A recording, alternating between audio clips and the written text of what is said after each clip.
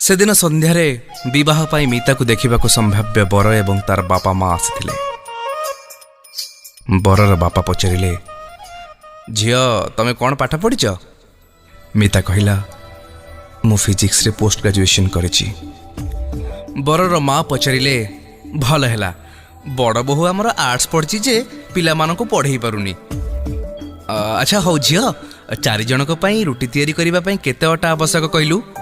मीता उत्तर देला, 1/2 किलो अटा। संभाव्य बर पचारिले, तमे गीत गाई जानिछ? हाँ, गोटे गीत गाइल। मीता गीत गाइला।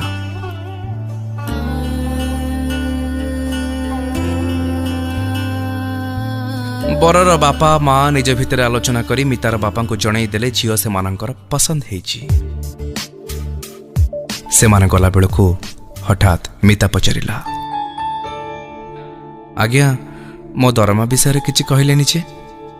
बरर बापा पचारिले, दरमा?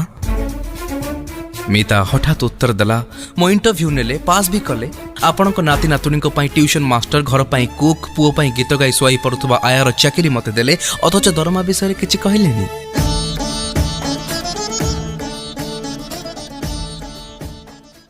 जीवनर केते रंग। आरजे संग्राम को सह